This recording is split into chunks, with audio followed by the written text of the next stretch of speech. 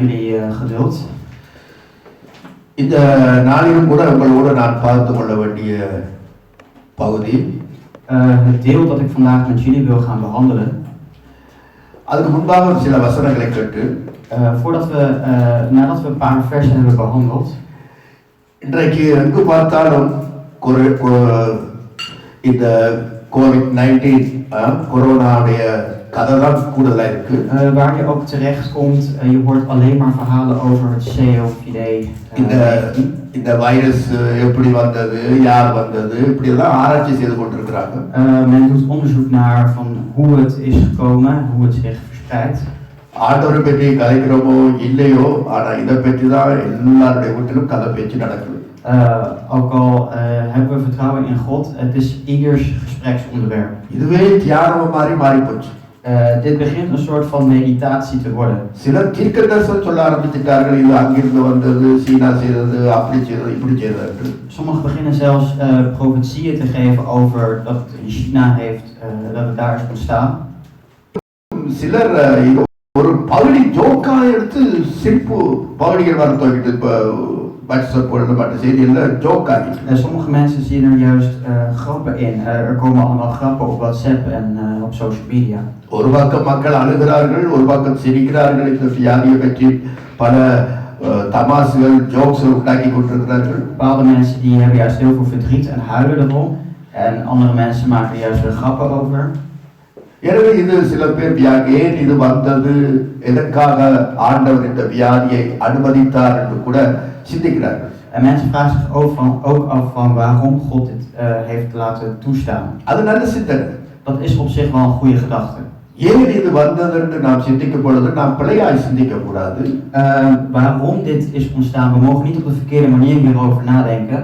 அதாவது ஆண்டவர் உலகத்தை நியாயம் தீர்க்கிறார் என்ற நினைப்பிலே நாங்கள் வரக்கூடாது. We mogen niet dat God de wereld beoordeelt, niet dat we op die manier hierover denken.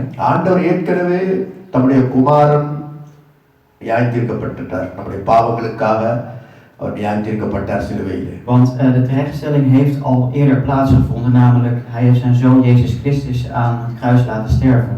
அவர் இப்ப இந்த சூழ்நிலையின் மூலமாக நம்மை நியாயம் தீர்க்க வேண்டிய அவசியம் இல்லை. Dus hij hoeft nu zich in deze situatie geen terecht te stellen. அப்படி என்று சொன்னால் நம்முடைய பொறுப்பு என்ன? Dus wat is dan precies onze verantwoordelijkheid? நம்மை நாமே நிதானிக்கத்தக்கதாக இந்த ஓய்வு நாட்கள் எல்லாரும் கொடுத்திருக்கிறார். Hij heeft deze dagen gegeven om onszelf te beoordelen. அதாவது judge yourself, நீ உன்னை நிதானித்து நியாயம் தீர்த்துக்கொள். Dus berecht jezelf. கர்த்தர் நான் உன்னை நியாயம் தீர்க்கல, இந்த உலகத்தை நியாயம் தீர்க்கல. 2000 வருஷம் முன்பாக அவர் தம்முடைய குமாரன் நியாயம் தீர்க்கப்பட்டார். Want 2000 jaar geleden heeft hij zijn zoon laten terechtstellen. Dus hij zelf zou jou nu niet terechtstellen. எனவே நம்மை நாமே நிதானித்து நம்மை நியாயம் தீர்ப்பது நமக்கு நல்லது. Dus het zou goed zijn voor ons als we onszelf terecht zouden stellen. அதுக்கு தான் இந்த lockdown. En daarvoor hebben we zo'n lockdown. ஒருமுறை ஆண்டவராக இயேசு கிறிஸ்துவிடத்துல வந்து ஜனங்கள் இதே மாதிரி சிந்தனையில வந்தாங்க.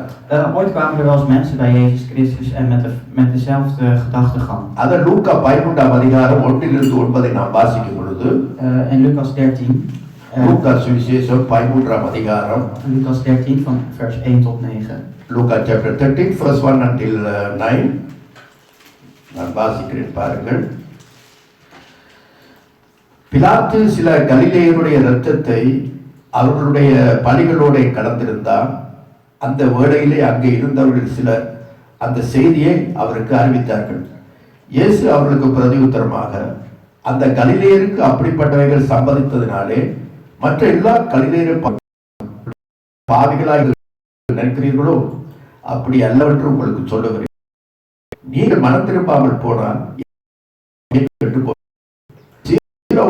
கோபுரம் விழுந்து 18 பேர் எருசலேமிலே குடியிருக்கிற மனுஷர் எல்லாம் குற்றவாளிகளாக இருந்தார்கள் என்று நினைக்கிறீர்களோ?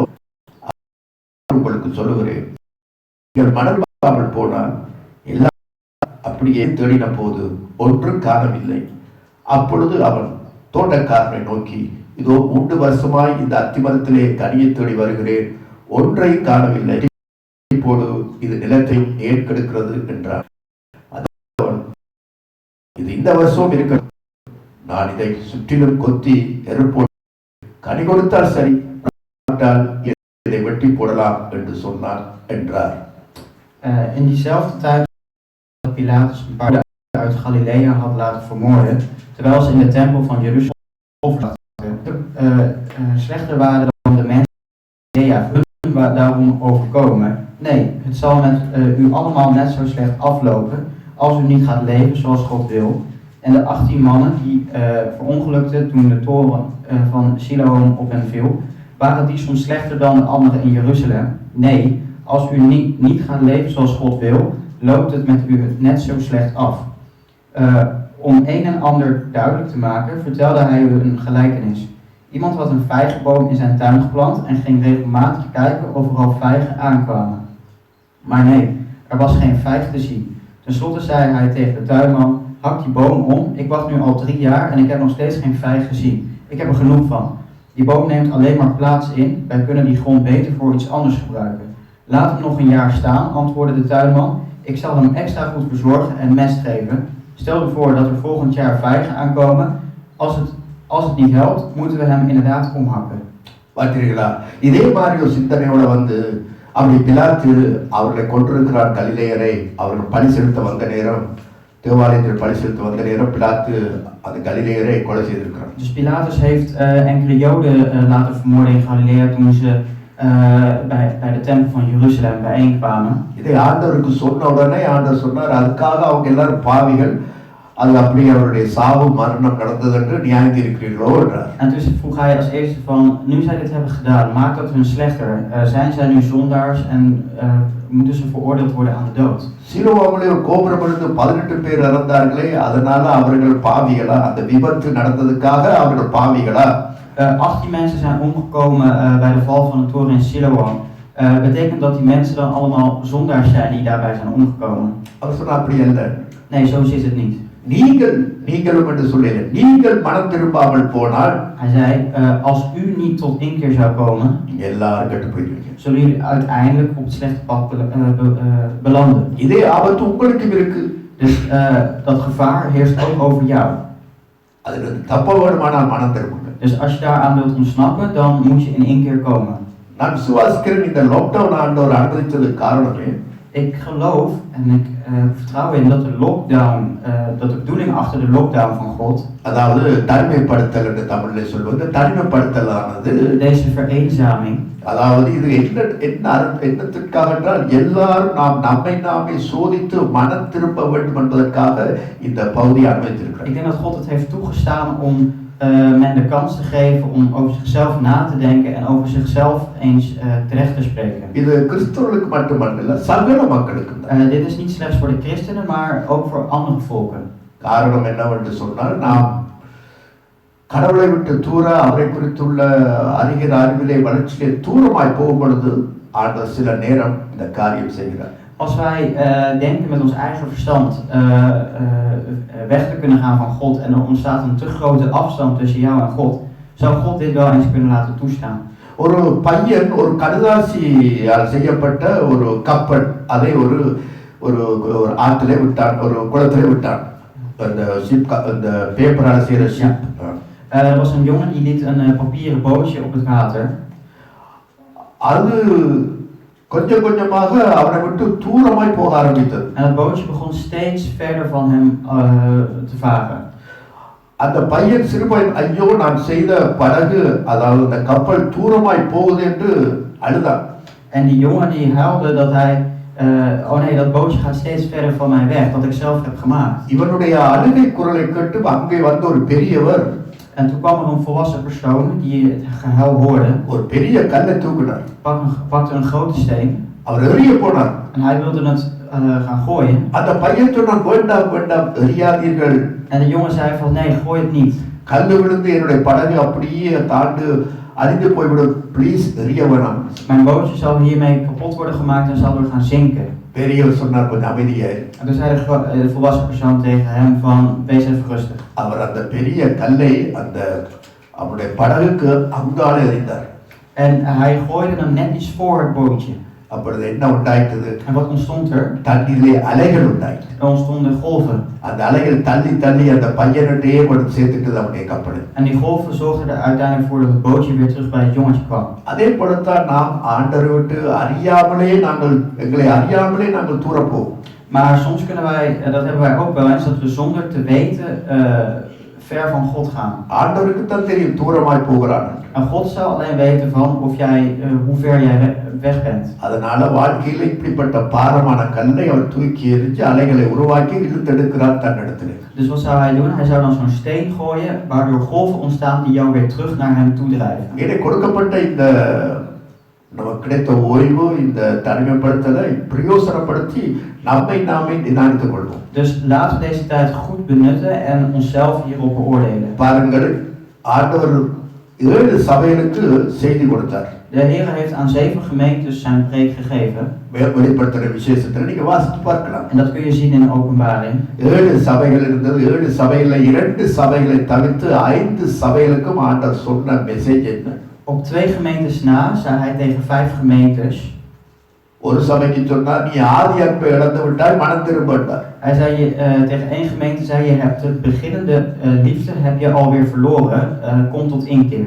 ஒரு சபைக்கு சொன்னார், உன்னுடைய போதகம் சரியில்லை, உன்னுடைய மக்கள் அதாவது வேசித்தனம் பண்ணுகிறார்கள், அதை பார்த்து கொண்டிருக்கிற, மனம் திரும்புண்டார். Hij zei bij een andere gemeente van jullie standpunt is niet juist, jouw mensen plegen overspel, kijk er goed naar en probeer daar een verandering te brengen. இன்னொரு சபைக்கு சொன்னார், tegen nog een gemeente zei hij, இதோ விக்கிரகங்களுக்கு படைத்தவைகளையும் இயேசுவினுடைய உபதேசத்தையும் வேசித்தனம் உன்னுடைய சபையில காணப்படுகிறது, மனம் திரும்புண்டார். Er wordt prostitutie en er worden afgoderij gepleegd, offers aan Jeevaoli gegeven. Kom tot inkeer, verander dat. இன்னொரு சபைக்கு சொன்னார், நீ உயிர் உள்ளவன் என்றுதான் பெயர், பார்த்தா உனக்கு பாட்டு எல்லாம் உயிர் உள்ளவன், ஆனா நீ செத்தவனா இருக்கிறாய், மனம் திரும்ப. Tegen een andere gemeente zei je doet je voor alsof je levend bent, maar daadwerkelijk ben je dood. Je zingt wel, dus je laat wel zien dat je levend bent, maar in feite ben je dood. உன்னுடைய கிரியைகள் தேவனுக்கு முன்பாக நிறைவாகவில்லை, satisfaction இல்லை, நிறைவில்லை என்று சொன்னார். Jouw daden worden niet als voldoende gezien bij God. பிறகு ஒரு சபைக்கு சொன்னார், நீ அனலுமல்ல குளிருமல்ல. Een andere kerk zei hij van jij herkent zowel geen warmte als kou. உன்னை நீ ஐஸ்வர்யவான் என்று ஒரு குறைவும் இல்லை என்று உன்னை நீ மெச்சிக்கொள்ளுகிறாய் என்று சொல்லி ஒரு மாயமான சபையை பேசுகிறார். Zegt van je ziet jezelf als een rijkaard en trekt je daar niks van aan. Zo'n instelling heeft jouw gemeente. அந்த சபை மாயமான சபை, மாயம், hypocrite. Een hypocriete gemeente. அப்ப பாத்தீங்களா, அப்ப அந்த சபைக்கெல்லாம் கடைசியை சொல்லி போட்டு உங்க சபையில இப்படி எல்லாம் மக்கள் இப்படி இருக்கு, சபையில் ஒரு சில பேர் எல்லாம் உண்மையா இருக்கிறார்கள், மற்றதெல்லாம் பெரும்பாலான கூட்டத்திலே இப்படிப்பட்ட காரியம் இருக்கு, கடைசி மனம் திரும்பு, மனம் திரும்பு, மனம் திரும்ப. Dus wat hij op het einde zegt van, hij geeft eerst een instructie van wat veranderd moet worden en vervolgens bevestigt hij van kom tot inkeer. எனவேதான் இந்த நாட்களிலே நாம் ஆழமாக அதிகமாக நமக்கு கிடைத்த இந்த நாளை வீணாக்காதபடிக்கு மனம் திரும்பி நம்மை ஆராய்ந்து நிதானிப்போம் என்றால் நல்லது. Dus zonder dat we onze tijd daadwerkelijk zouden verspillen en wij ons zouden verdiepen om een inkeer te komen, zou het goed voor ons uitpakken. வாழ்க்கையிலே ஒரே பிசி அங்க அது இரண்டு ஊழியம் என்று நாங்கள் ஓடி கர்த்தரை விட்டு தூரமாய் போகிறோம். Want we gaan steeds voor bediening, sprinten we overal naartoe en we weten het niet, maar we creëren steeds een groter afstand tussen ons en God. எனக்கு ஒரு ஞாபகம் வருது, என் வாழ்க்கையிலே நடந்த ஒரு சம்பவம். Er komt iets in mijn hoofd op, wat er in mijn leven was gebeurd. இன்றைக்கு ஒரு 25 வருடங்களுக்கு முன்பாக நடந்த சம்பவம். Zoals 25 jaar geleden wel eens heeft plaatsgevonden. ஊழியமெல்லாம் ஓடி ஆடி நான் தெரிஞ்சு கொண்டு செய்து கொண்டிருந்த காலம். Ik ging overal naartoe om de bediening te doen. வேலை, ஊழியம், சனி ஞாயிறு, சரியான ஓட்டங்கள். Werk, het weekend ging ik naar allerlei gemeentes om mijn bediening te doen. Ik was alleen maar op de straat. அப்பொழுது என்னிடத்துல வாகனம் இல்லை, ட்ரெயின், பஸ் என்னுடைய வாகனங்கள். Ik had geen eigen wagen. Ik moest gebruik maken van de bus en de trein. அப்ப திருமணமாகவும் இல்லை, மகனும் இல்லை, ஒரு குடும்பமும் இல்லை. Ik was nog niet eens getrouwd, ik had nog geen zoon, ik had geen gezin. தனியாத்தான். Dus alleenziend.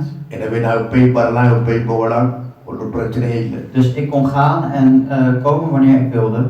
நான் ஊழியம் செய்து என்னுடைய ஜெப வாழ்க்கை எல்லாம் கொஞ்சம் கொஞ்சமா குறைய ஆரம்பிச்சது. En mijn gebedsleven begon steeds minder te worden gedurende deze tijd. வேத வாசிப்பு தியானம் எல்லாம் படிப்படியா குறைய ஆரம்பிச்சு. En stapsgewijs begon mijn verdieping in het woord van God ook steeds minder te worden. என்னை அறியாமலே நான் விடுபட்டு கொண்டு போகிற தூரமா ஆண்டவர் விட்டு. Zonder dat ik het echt wist, begon ik steeds meer minder verbonden te raken met God. அந்த ஆதியிலே கொண்டிருந்த அந்த ஜெபங்கள் வேத வாசிப்பெல்லாம் கொஞ்சம் கொஞ்சமா குறைய ஆரம்பிச்சது எனக்கே தெரியுது. Maar ik wist het zelf niet, dus alles wat ik vanaf het begin zat te lezen in de Bijbel, dat werd allemaal steeds minder. நிச்சயமா எனக்கு தகப்பனை எச்சரித்தார், திரும்ப வா என்னோட கூட வா ஜெபம் பண்ணட்டெல்லாம் பேசினார், உணர்த்தினார், தெரிய வந்தது. En het werd mij ook wel duidelijk, want de vader sprak zeker met mij van dat ik steeds meer zo'n afstand creëerde. Kom weer terug naar die oude positie. ஆண்டவருக்கு ஊழியம் தானே செய்கிறேன், ஆண்டவருக்கு தானே பணி செய்கிறேன்ற ஒரு நினைப்பு நான் ஓடுறேன். Ik had de gedachte van ja, ik doe toch bediening voor God, dus ik ben toch juist bezig. ஆண்டவர் பார்த்தார். En God zag dat ook. என்ன செய்தார், வாழ்க்கையில் ஒரு கட்டத்தை அனுபவிச்சு விட்டார். En wat gebeurde er? De Heer liet een bepaalde situatie toe. நான் வேலை செய்கிற ஃபேக்டரியில், een fabriek waar ik werkte, நான் வேலை செய்த ஃபேக்டரியில் waar ik had gewerkt.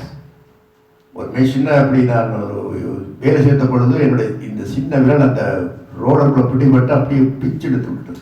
Was mijn pink tussen een machine terechtgekomen, de rolband tussengekomen, waardoor het eruit heeft getrokken. ஒரு எலும்பு அப்படியே தெரிய ஆரம்பிச்சு. En je zag zo'n stuk vlees was er als het ware uit, dus je zag gewoon een stuk bot. உடனே கொண்டு போனார்கள் ஆஸ்பத்திரிக்கு. En meteen werd ik naar het ziekenhuis vervoerd. அன்றிரவே ஒரு சதையை இங்கே வெட்டி அதை ஒட்டி அப்படி தைத்தார்கள். En zo werd het gehecht en werd het stuk vlees weer eraan geplakt. இப்படியே கையை வச்சு கொண்டிருக்கு.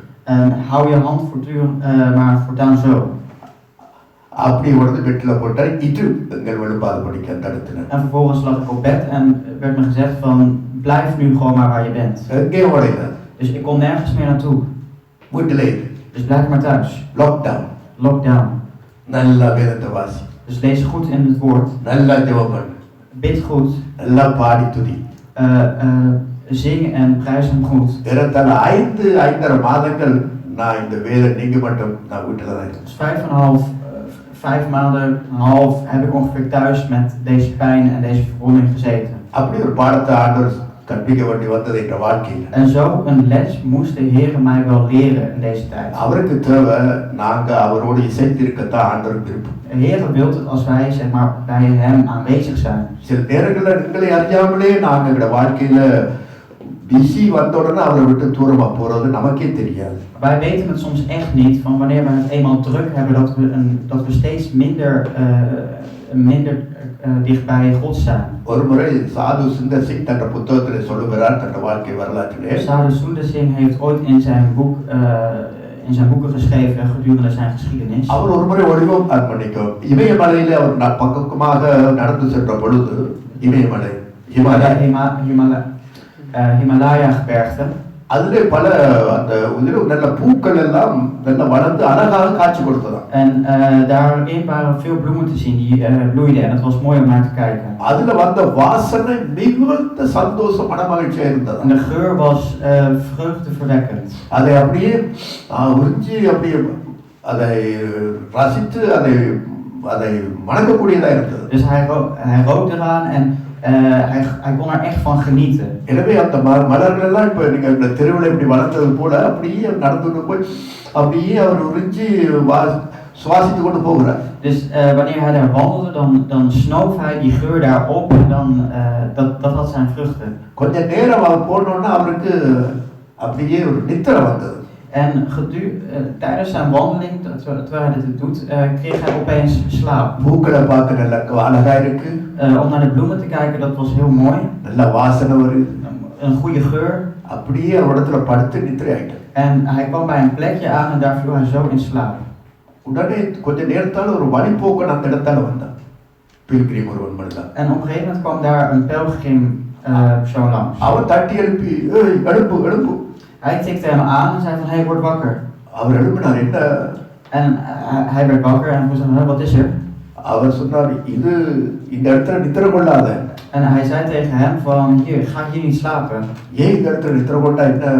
Hoezo, wat is er mis mee als ik hier slaap? இல்ல, இந்த பூக்களுடைய வாசனை உன்னை அப்படியே நித்திரையாக்கி உன்னை அப்படியே எழும்ப விடாதபடிக்கு உன்னை கொன்று போட்டுரும். Deze bloemen hebben een zodanige geur dat je alleen maar hier zult gaan slapen en dat je niet meer wakker zult worden. நீ நித்திர கொள்ளவே ஆடுவாய், வேற வேலை செய்ய மாட்டே, அப்படியே மயக்கத்துல போய் விடுவாய். Je zult niks anders uitvoeren behalve dan slapen.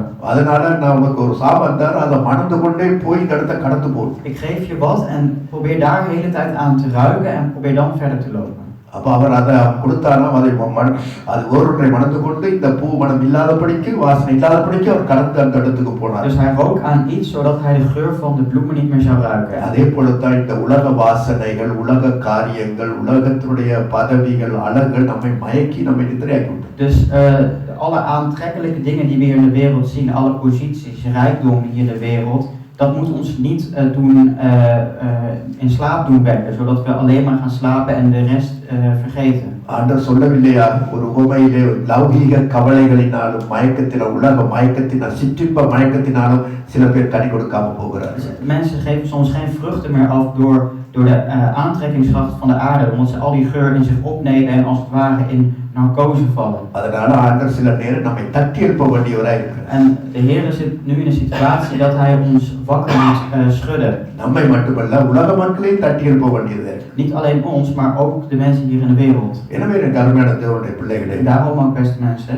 எனவே இதை இந்த நாட்களிலே அதிகமாய் நம்மை ஆராய்ந்து பார்ப்போம். Dus laten we ons heel erg doorgronden. எல்லாவற்றையும் தேவனுடைய வெளிச்சத்துக்கு கொண்டு வருவோம். Laten we alles nou eens een keertje brengen naar Gods licht. நல்ல ஜெப வாழ்க்கையை நாம் கூட்டுவோம். Laten we ons gebedsleven nou eens vergroten. பரிசுத்தத்தை அதிகமாய் வாஞ்சித்து பரிசுத்தத்தின் மேல் பரிசுத்தம் அடைய நாம் முயற்சிப்போம். Laten we ons best doen om bovenal onszelf te beheiligen. வேதத்தை வாசித்து அங்கெல்லாம் நம்முடைய வாழ்க்கை அங்கு ஒத்து வராதோ அதை சரிப்படுத்துவோம். Wat wij uit het woord doornemen en dat niet past in ons leven, laten we dat dan veranderen. எனவே வாக்கு இருக்குது பாருங்கள், வாக்கு தத்தம் உண்டு. Er is een belofte. 2 நாளாகமம் 7:14 எடுத்து வாசித்து பாருங்கள். 2 Kronieken 7 vers 14. 2 நாளாகமம் 7:14. 2 நாளாகமம் 7ஆம் அதிகாரம் 14ஆம் வசனம். என் நாமம் தரிக்கப்பட்ட என் ஜனங்கள் தங்களை தாழ்த்தி ஜெபம் பண்ணி என் முகத்தை தேடி தங்கள் பொல்லாத வழிகளை விட்டு திரும்பினார், அப்பொழுது பரலோகத்தில் இருக்கிற நான் கேட்டு அவர்கள் பாவத்தை மன்னித்து அவர்கள் தேசத்துக்கு சேமத்தை கொடுப்பேன். விசுவாசிக்கிறவர்கள் 7 vers 14. Ja.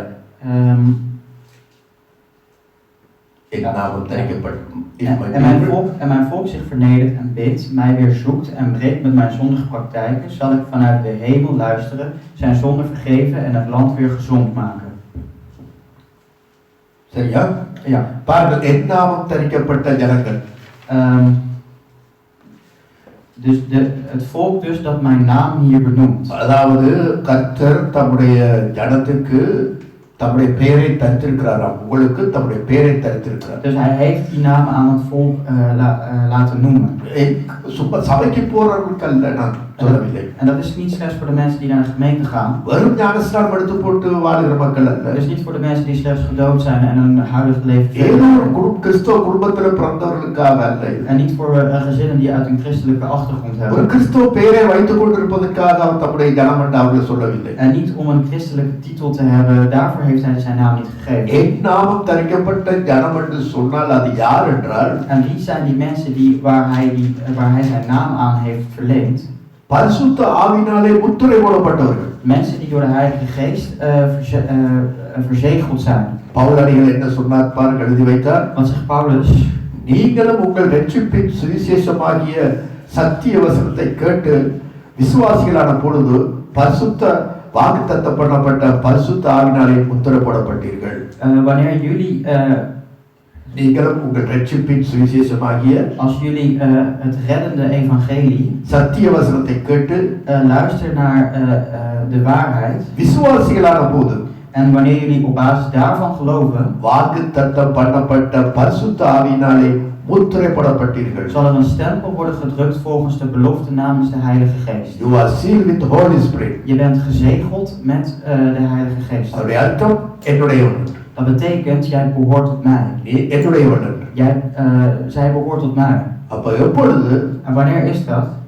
ரட்சிப்பின் சுவிசேஷத்தை நீ கேட்டு, Wanneer jij het reddende evangelie hoort, சத்திய வசனத்தை நீ விசுவாசித்து, wanneer jij daadwerkelijk gelooft in de waarheid, அதுக்கு வாழ்க்கையை ஒப்பு கொடுத்து, en daarvoor je leven dan ook opgeeft, அப்படிப்பட்டவனைத்தான் என் நாமம் தரிக்கப்பட்ட ஜனங்கள் என்று சொல்லுகிறார். alleen die mensen die behoren tot mijn naam. எனவே கருமையானவர்கள், இப்படிப்பட்ட ஜனங்கள் என்ன செய்ய வேண்டுமா? தங்களை தாழ்த்த வேண்டும். En wat moeten deze mensen doen? Die mensen moeten zichzelf ook doen vernederen. தன்னை தாழ்த்துதல் என்பது சும்மா இல்லாத En காரியம். dat is niet zomaar iets wat je kan doen. தாழ்மையோடு நான் இல்லை ஆண்டவரே எல்லாமே நீங்கள் என்ற நிலைமைக்கு வரங்க வேண்டும். Het moet een situatie zijn waarin je zodanig naar beneden gaat en zegt van ik ben niets, u bent alles, Heer. எல்லாரிலும் நான் சிறியவன் என்ற எண்ணத்துக்கு வர வேண்டும். Kom met de gedachte van al deze mensen ben ik hier de kleinste. பாவிகளின் பிரதான பாவி நான் என்ற நிலைமைக்கு நான் வரங்க வேண்டும். Van alle zondaars die er zijn, ben ik de grootste zondaar. எல்லாரிலும் பார்க்க நான் சிறியவன் என்ற எண்ணம் வர வேண்டும். Dat ik de kleinste ben van al deze mensen. அப்படிப்பட்ட நான் பெரியவன் என்றல்ல. Niet dat ik hier de grootste ben. நான் முதன்மையானவன் என்றல்ல. Dat ik hier niet de meest ervaren ben. நான் முக்கியமானவன் என்ற எண்ணம் இல்லை. Dat ik niet de meest belangrijke ben. நான் அகால பிறவி போன்றவன். அகால பிறவி என்றால் நான் குறமாசத்துல பிறந்தவன். குறமாசோட பேபி 10 மாதம் 9 மாதம் dat ik eerder geboren ben. Dus ik ben niet helemaal normaal geboren, maar iets eerder, een beetje mislukt. அந்தபடியான ஒரு நமக்கு மைண்ட் நம்முடைய வாழ்க்கையில உண்டாக வேண்டும். En zo'n gedachtegang die moeten wij in onszelf hebben.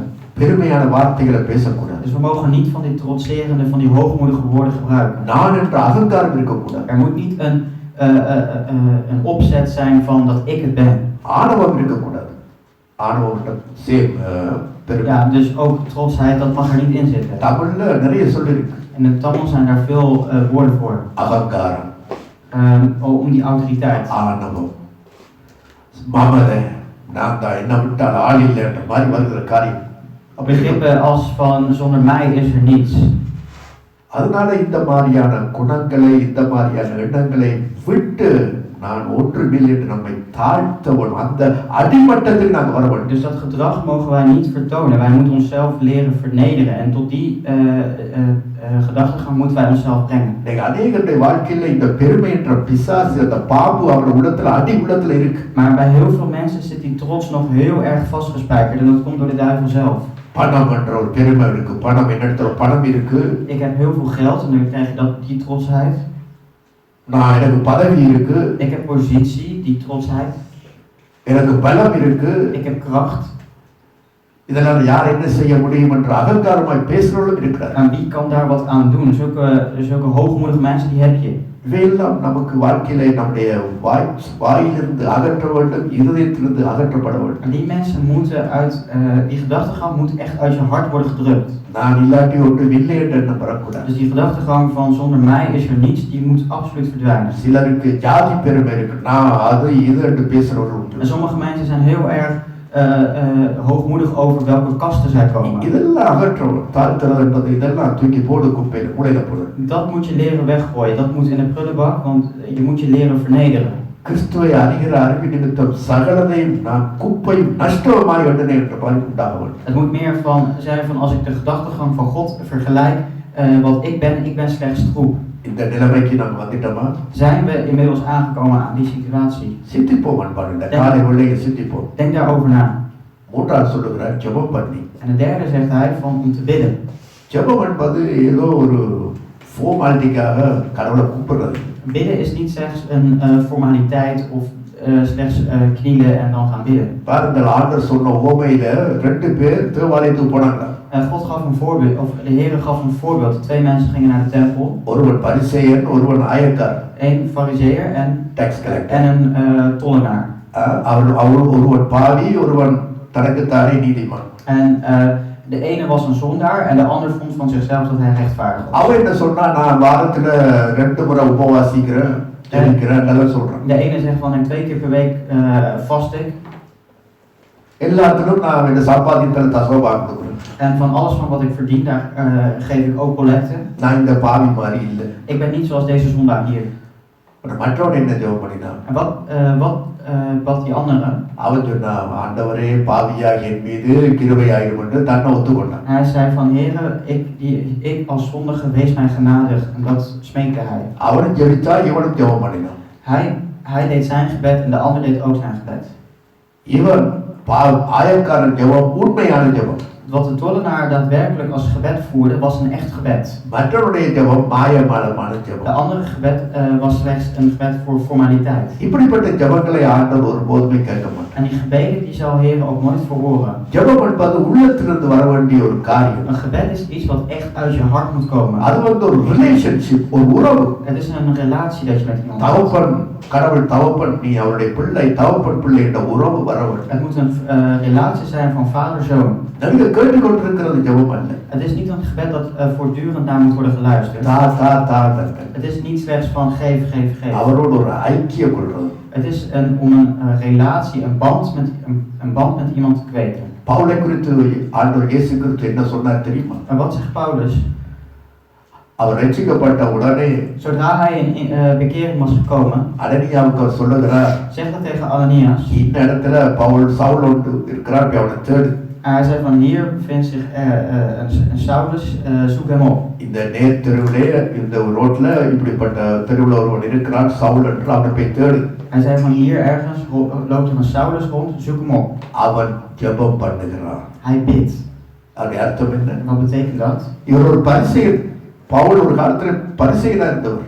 Paulus was ooit zelf een fariseer.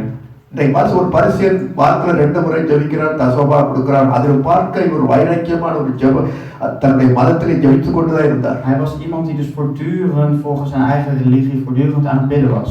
அதெல்லாம் ஆண்டவர் சொல்லாம இப்பதான் அவன் ஜெபம் பண்ணுகிறான்.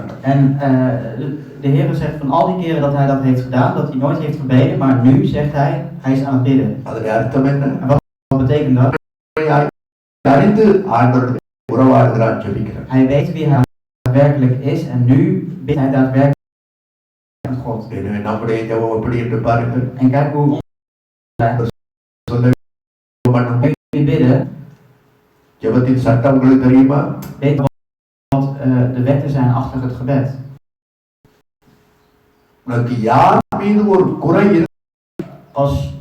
Als er naast jou iemand is met tekortkomingen, யாராவது மீது உனக்கு ஒரு குறை இருந்தால் நீ அவனுக்கு, als iemand ten opzichte van jou iets tekort komt naar jou, vergeef het hem. நீ ஜெபம் பண்ணும் பொழுது மற்றவருடைய தப்பிதங்களை நீ மன்னியாதிருந்தால் பரமபிதாவும் உன்னுடைய குற்றங்களை மன்னிக்க மாட்டார். Als jij iemands anders zonde niet kan vervaren, jouw zonde ook niet kan vergeven. ஜெபம் முன்பாக இந்த காரியம் நாம் மிக அவசியம். En dit zijn zaken die voor ons gebed zeker vereist zijn. கசப்புகள், வெறுப்புகள், கோபங்கள், மன்னிக்காத சுபாவங்கள், குறைகளை மன்னிக்காமல், haatgedrag, wraakgedrag, dat deze ruziemakende gedachtes. இது போய் ஜெபம் பண்ணி பிரயோசனம் இல்லை. Als we met die gedachtes gaan bidden, dan heeft het geen enkele zin. அது மாயமான ஜெபம். Dat is slechts hypocriet ஜெபம். dat is een hypocriet gebed. ஆண்டவர் கேட்க போறது இல்லை. En daar zal de Heer ook niet naar luisteren. எனவே இதிலே நாம் சிந்தித்து பார்ப்போம். En hier moeten we wel eens over nadenken. நாலாவது சொல்லுகிறார், En als vierde zegt hij, தங்கள் பொல்லாத வழிகளை விட்டு திரும்பினான், மனம் திரும்பினான். als hij van zijn slechte paden zich scheidt, மன்னிக்கோ, அது ஒன்று இருக்கு, என் முகத்தை தேடி. als hij mijn gezicht zou zoeken. முகத்தை தேடுறா என்ன? En wat houdt het in als je iemands gezicht zoekt? ஆண்டவரே உடைய முகத்தை காட்டும் என்றார். Is het dan van Heere laat uw gezicht zien? அதனுடைய அர்த்தம், Nee, dat betekent அவருக்கு முன்பாக உத்தமமாய் நடக்கிறது. Dat betekent dat we op de juiste manier ons leven bewandelen voor zijn ogen. ஆபிரகாமி, நான் சர்வவல்லமையுள்ள தேவன், எனக்கு முன்பாக உத்தமனாய் நடங்க. En zij zeggen Abraham van leid zuiver leven ten opzichte van mijn ogen.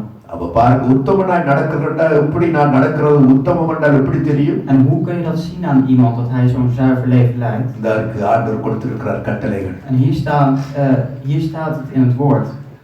இதற்கு அவர் கொடுத்திருக்கிறார் கட்டளை. இப்படிப்பட்ட வாழ்க்கை வாழ்வதுதான் அவருக்கு முன்பாக, அவருடைய முகத்துக்கு முன்பாக இருப்பது என்ற அர்த்தம். Hij zei van, als jij volgens dit zou leven, dan zou jij mijn gezicht hiermee onder toezicht kunnen zien. நீங்க மத்தேயு 5, 6, 7 இந்த உபதேசத்தின்படி வாழ்ந்தாலே இப்படி ஒரு கிறிஸ்தவன் வாழ்ந்தாலே மிகப்பெரிய காரியம். Dus als een christen met deze standpunt, deze instelling kan leven, dan is dat al een hele grote daad, staat in Matthäus. அவர் தன்னுடைய ராஜ்யத்தின் சட்டங்களை அங்க சொல்லி இருக்கிறார். Hij heeft daar de wetten van zijn koninkrijk al weergegeven. Ja, அதே அவருடைய கண்முன்னுக்கு நாங்கள் வாழும் பொழுது அந்த முகத்து முன்பாக நாம் நிற்கிறோம், இல்லாட்டி முடியாது. Als wij alleen die wetten zouden gehoorzamen, dan kunnen we onder zijn toezicht, zijn gezicht onder toezicht kunnen zien. அடுத்ததா பொல்லாத வழிகளை விட்டு.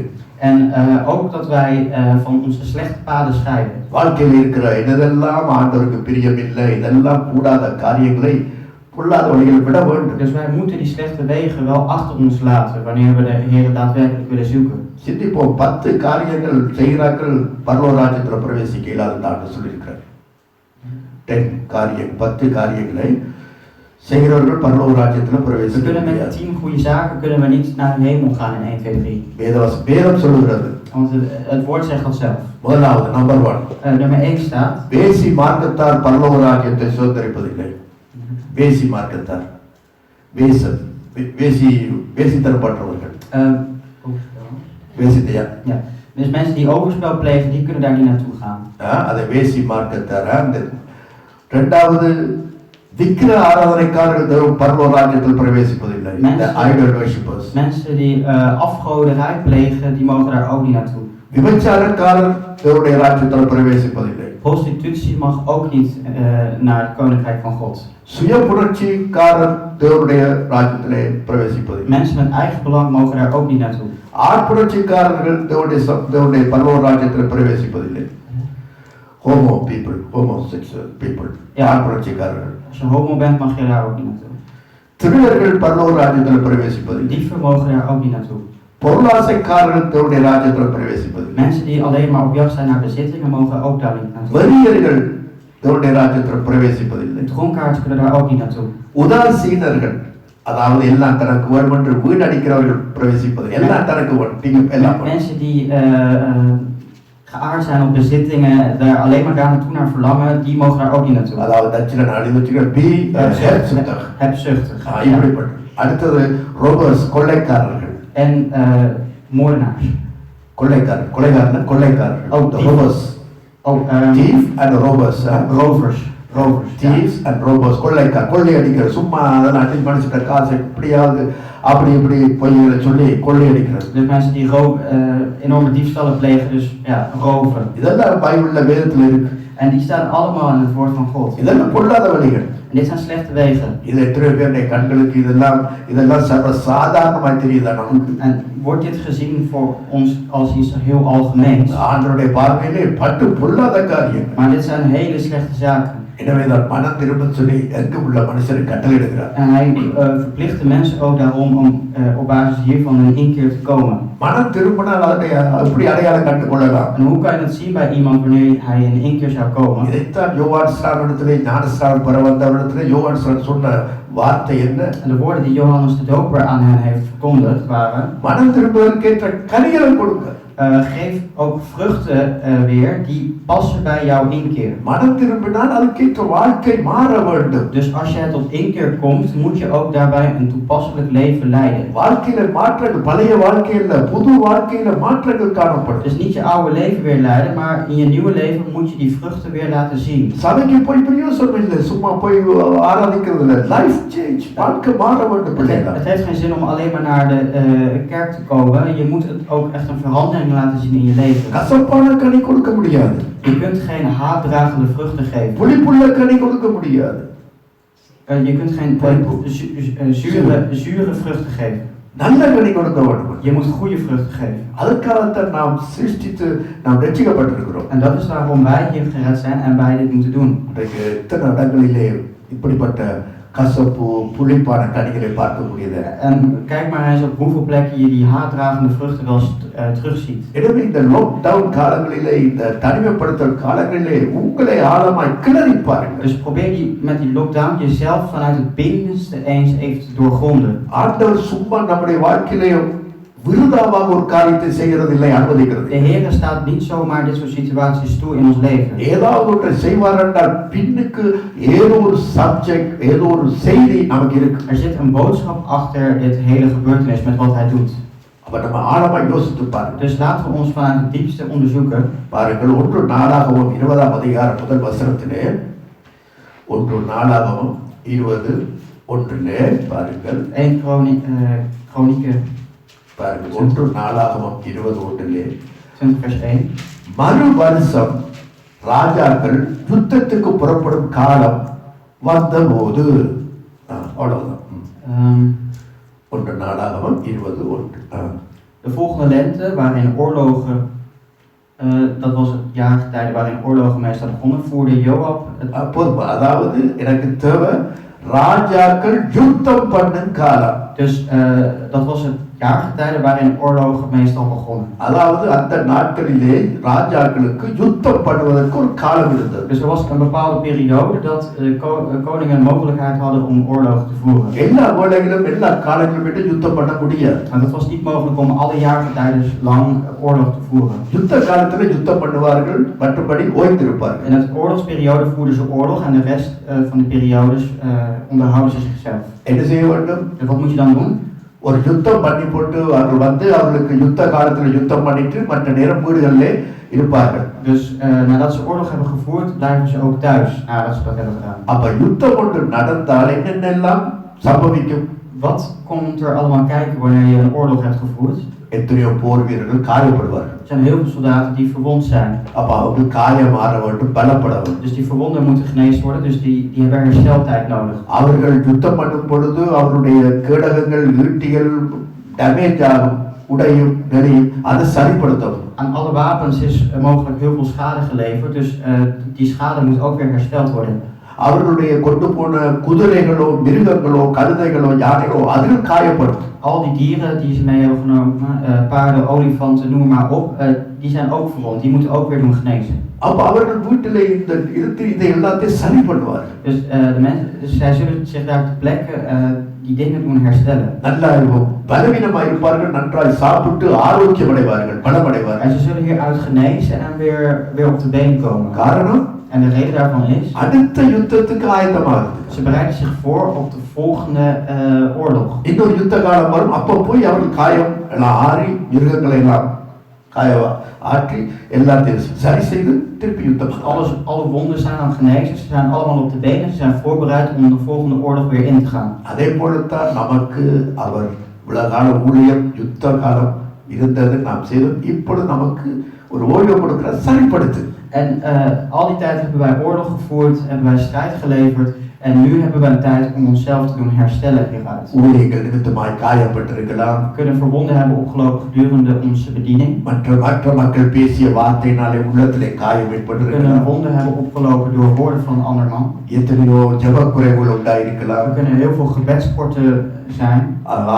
ஆவியிலே பலம் குறைஞ்சிருக்கலாம். We kunnen misschien door de geest tekort zijn gekomen. எனவே நிச்சயமா இன்னொரு யுத்த காலம் நமக்கு வரப்போகுது. Dus er zal zeker nog wel een oorlogsperiode komen. சபையாய் கூடி நாங்கள் ஊழியர்கள் திரும்பவும் நாங்கள் தொடங்கத்தான் போகிறோம். En we gaan weer als kerk zijn samen weer onze dienst doen. விசுவாசிக்கிறீங்களா? Geloof je daarin?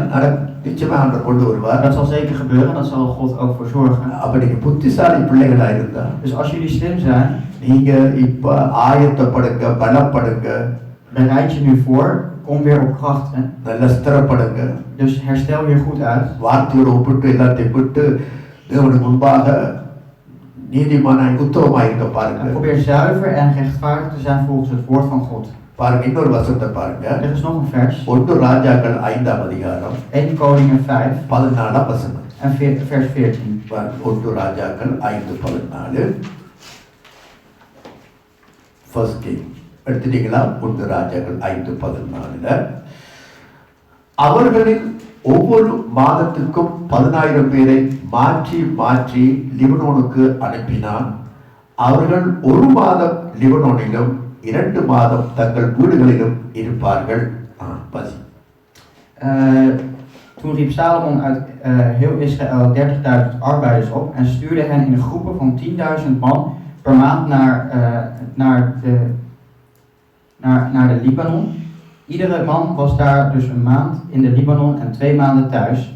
Adoniram was belast met leiding over deze grote onderneming. Adoniram அந்த 5 ஆட்களுமே விசாரிப்புக்காரனாக இருந்தால், சூப்பர்வைசராக இருந்தால், ஓகே அது இருக்கட்டும். ஆனா இங்க என்ன காரியத்தை ஆண்டவர் நாம் கற்றுக்கொள்ள வேண்டிய காரியம் En wat je hier heel duidelijk leest, Solomon தேவனுடைய ஆலயத்தை கட்ட அவன் இறங்கினான். dus Salomon ging in zee om de tempel van God te bouwen. அந்த அரண்மனையை கட்டுவதற்காக அவன் இறங்கினான். Dus om zijn vesting te bouwen startte hij daarmee. தாவீதுக்கு சொல்லிவிட்டார், நீ கட்டக்கூடாது, உன் மகன் கற்பப்பிறப்பாகி சாலமோன் எனக்கு ஆலயம் கட்டுவான். Want David werd opgelegd van, jij mag het niet bouwen, want jouw zoon Salomon, hem is toegewezen om dit te doen. அப்பொழுது நல்ல மரங்கள் தேவைப்பட்டது. Er waren goede bomen hiervoor nodig. அந்த மரங்கள் லிபனோனில் தான் இருந்தது. En die bomen die had je bij de Libanon. அந்த லிபனோனுக்கு ஈராம் என்ற ராஜா லிபனோனுக்கு ராஜாவா இருந்தார். En Iram had je als koning zijnde bij de Libanon. எனவே சாலமோன் அப்படி அவனுக்கு ஒரு கடிதம் ஒன்று அனுப்பி, நான் உனக்கு இவ்வளவு செலவுக்கெல்லாம் பணம் தரேன். En Salomon zei van, ik geef je zo'n bedrag voor dit. எங்களுடைய ஆட்களை அனுப்புறேன், அவங்க இந்த மரத்தை வெட்டி எனக்கு இந்த லிபனோன் மரங்களை எனக்கு தேவனுடைய ஆலயத்தை கட்ட அனுப்பி வை, மரத்தை அனுப்பு. En hij zei tegen hem van, stuur die bomen dan op, mijn mensen zullen dan die bomen daar omhakken en dat dan verwerken en meenemen. Sta dat toe. அப்ப மக்கள் போய் பாருங்கள், ஒரு மாதம் மரம் வெட்டுவார்களாம். En dus was er 1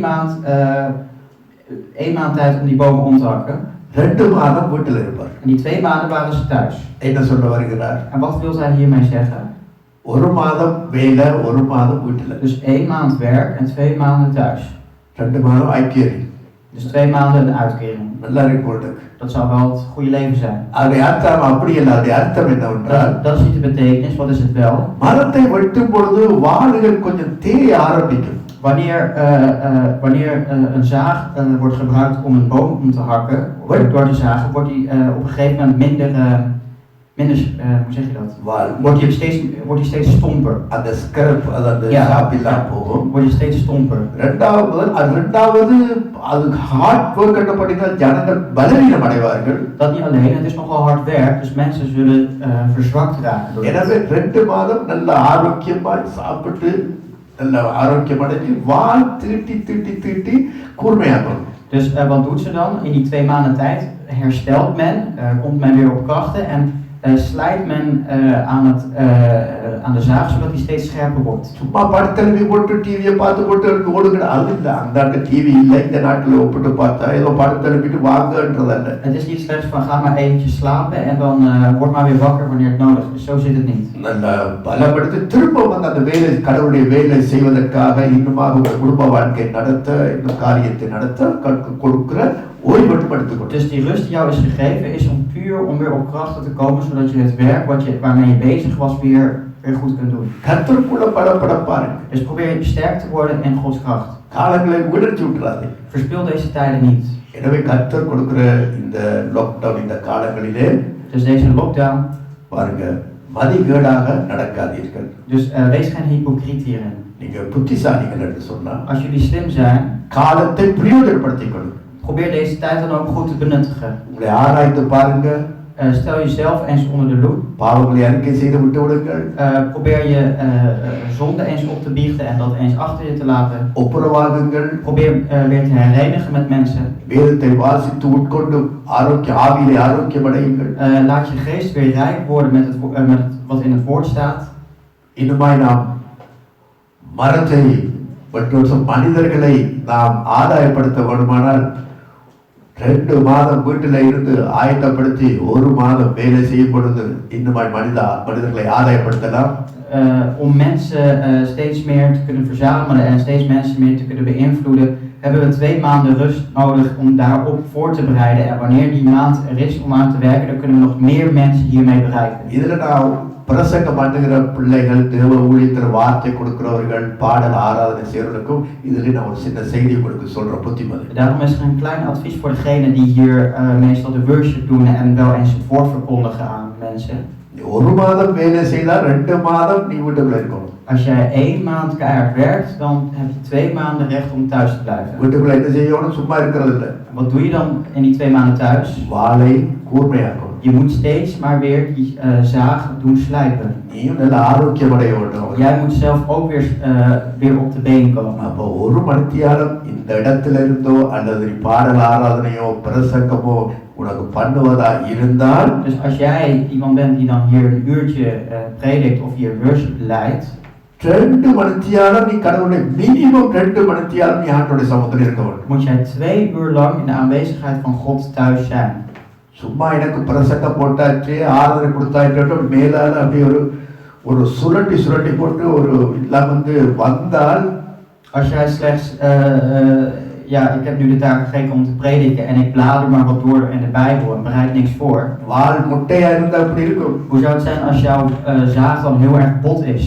பாத்திரிக்கல சில ஆசாரியமார்கள் இந்த வெட்டும் பொழுது நம்ம இலங்கையில பார்த்திருக்கலாம், வெட்டும் பொழுது என்ன நடக்குது தெரியுமா? Wat gebeurt er dan?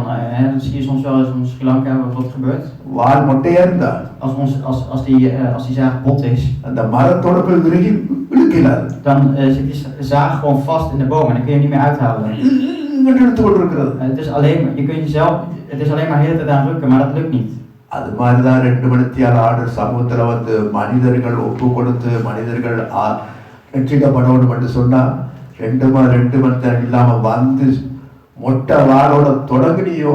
Dus als jij dus die 2 uur niet besteedt voor jouw prediken en dan met een botte zaag hier eigenlijk komt, dan zul je bij mensen, wanneer je mensen benadert, dan zul je er alleen maar vast aan gaan zitten en kom je er niet uit. ஜனங்கள் அவ்வளவு சபை விசுவாசிகள் என்னடா பேசுறான் என்னதான் நடக்கிறான் என்று இடையில இருபட்டு அப்படிப்பட்ட ஒரு நிலைமை உருவாகும். Er komt een situatie bij je voor van dat mensen denken van wat zit die gozer nou allemaal hier te prediken? பிராயத்தை விட்டு ஓடுவோம் இருப்பான். Wanneer kan ik uit deze plek weggaan en kan ik wegrennen? எனவே தான் இந்த கொடுக்கிற இந்த lockdown நாட்கள். Dus deze gegeven lockdown, உன்னை நிதானித்து பாருங்க. probeer je hierin terecht te stellen. உலகத்தை கடவுள் நியாயத்து இருக்கிறார் என்ற எண்ணத்தை விட்டு நம்மை நிதானிக்கும்படியாய் கொடுக்கிறேன். Niet dat God hier de wereld terecht stelt, maar probeer jezelf dan terecht te stellen. எனவே அவருடைய பொல்லாத வழிகளை விடுங்க. Dus laat die slechte wegen achter je. ஆண்டவருடைய முகத்தை எடுங்க. Zoek het gezicht op van God. ஜெபம் பண்ணுங்க. Blijf bidden. உங்களுடைய நாமம் தரிக்கப்பட்டதுக்காய் உங்களை தாழ்த்துங்க. En dat die naam uiteindelijk aan jou wordt gegeven, probeer je dan zodanig te vernederen. இப்படிப்பட்ட சபை இப்படிப்பட்ட மக்களுடைய ஜெபத்தை ஆண்டவர் கேட்கிறார். En de Heer die luistert naar zulke gebeden. அப்பொழுது தேசத்துக்கு சேமத்தை கொடுப்பார். Uiteindelijk zal hij het land daarin ook zeker leveren. சமாதானத்தை கொடுக்கிறார். Vrede wordt daarin gegeven. இது கிறிஸ்துவுடைய கையில தான் இருக்கு. En dit ligt in de handen van de christen zelf. உங்களுடைய இந்த கையில தான் இருக்கு. Dit ligt in de handen van jou en mij. நாங்க தான் இந்த உலகத்துக்கு உப்பு வெளிச்சம் என்று ஆண்டவர் சொல்லிட்டார். Wij zijn het zout en wij zijn het licht hier in de wereld. எனவே இதை நீங்க கருத்திலே கொண்டு Houd dit. செயல்படுங்க. Dus pas dit toe in je leven. சாது சுந்தர் சிங் ஒரு காரியத்தை சொன்னார். Sadhu Singh Singh zei nog iets. என்ன தெரியுமா? Weet jullie wat? இந்த உலகம் Deze wereld. ஒரு கிறிஸ்தவனை தேடுது. Deze wereld is op zoek naar een christen. இந்த உலகம் ஒரு கிறிஸ்தவனை பார்க்க ஆசைப்படுது. De wereld verheugt zich om een christen te vinden. இந்த உலக மக்கள் Deze wereldse mensen, கடவுளை தேடுறாங்க. ze zoeken God. கடவுளை பார்க்க ஆசைப்படுறாங்க. Ze willen graag die God zien. இயேசுவை பற்றி தெரியும், இயேசுவை காட்டுங்க என்றிருக்கிறாங்க. Ze weten dat Jezus er is en ze willen die Jezus laten zien. இயேசுவை எப்படி நான் காட்டலாம்? En hoe kan ik dan Jezus laten zien? நானும் நீங்க தான் அந்த பொறுப்புல இருக்கு. Wij zelf hebben die verantwoordelijkheid. சபை தான் அந்த பொறுப்புல இருக்கு. De kerk heeft die verantwoordelijkheid. எங்களை தாழ்த்தி நாம் இயேசுவை பற்றி சொல்ல தவிர இயேசுவை காண்பிப்போம். Laten wij Jezus zien, laten we onszelf hiervoor vernederen. இந்த லாக்டவுன் இந்த தனிமைப்படுத்துதல அதிகமா உங்களை தாழ்த்தி தேடுங்க. Dus verneder jezelf gedurende deze lockdown en probeer hem echt op te zoeken. அதிகாலையில் என்னை தேடுற என்னை கண்டடைகிறான். Wie mij 's ochtends opzoekt, die zal mij ook uiteindelijk te zien krijgen. Early morning. 's ochtends vroeg. தேடுங்க ஆண்டவர். Zoek hem dus op. ஊழியம் செய்றவங்க early morning தேடுங்க. Dus mensen die hier in de bediening werken, probeer hem ook op te zoeken. ஒரு நாள் தேவ சமூகத்திலே அதிகமா இருங்க.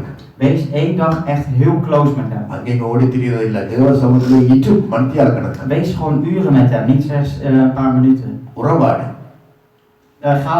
Heb omgang met hem. எனவே இந்த உபதேசம் உங்களுக்கு பிரயோஜனமாக இருக்கும் என்று நான் விசுவாசிக்கிறேன். Ik geloof erin dat dit standpunt wel eens met jou overeenkomt. இதைத்தான் என்னுடைய உள்ளத்திலே ஆண்டவர் போட்ட செய்தி. Dit was een boodschap die echt in mijn hart vandaag werd gedrukt. இதைத்தான் ஜனங்களோடு பேசும்படியாக என் ஆவியிலே ஓப்பட்டு ஆண்டவர் கொடுத்த செய்தி. Dit kwam in mijn geest op wat God mij heeft opgedragen. எனவே நாம் தேவ சமூகத்திலே எழுந்து நின்று Dus laten we ook hier in Gods gemeente zijnde opstaan. கண்களை மூடி Ogen sluiten. ஜெபம் செய்வோம். Laten we bidden. எனக்கு அன்பானவர்களே, இன்றைக்கு குருத்தோல ஞாயிறு என்று பாரம்பரிய சபைகள் கொண்டாடுகிறார்கள். Het is vandaag Palmzondag en de traditionele kerken die vieren dat ook.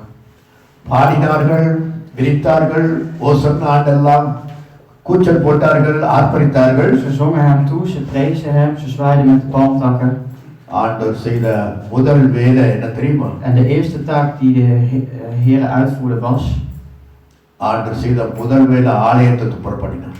Het eerste wat hij deed is de tempel weer schoonmaken. அது யோவான் 2ஆம் அதிகாரத்துல அவருடைய முதல் பயணத்துல அவர் ஆலயத்தை அப்படியே சுத்தப்படுத்துறார், துரத்துகிறார். ஏன்? பிதாவின் வீட்டை வியாபார வீடாக்காதீர்கள் என்றார்.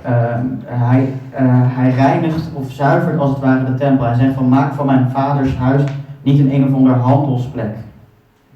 பிசினஸ் பிளஸ் மாத்தாத. Dit is niet een plek om zaken te doen. இரண்டாம் முறை பயணம் தான் இப்ப மத்தேயு 21ஆம் அதிகாரத்துல வாசித்தோம். En de tweede taak die hij uitvoert, die zie je in Matthäus. அப்பொழுது தேவாலயத்தை பண்ணி போட்டு துரத்தி காசுகள் எல்லாத்தையும் அவர் கடிந்து துரத்தி போட்டு சொன்னார், jaagt de mensen weg en probeert weer de tempel van God te zuiveren. என் வீடு ஜெப வீடா இருக்கிறது, Kallar குகையாக மாற்றவனாம். Dit huis is een gebedshuis. Maak hier geen rovershol van. நீங்க கல்லர் குகையாக்கினீர்கள் என்று சொன்னார். Als jullie hier een rovershol van maken.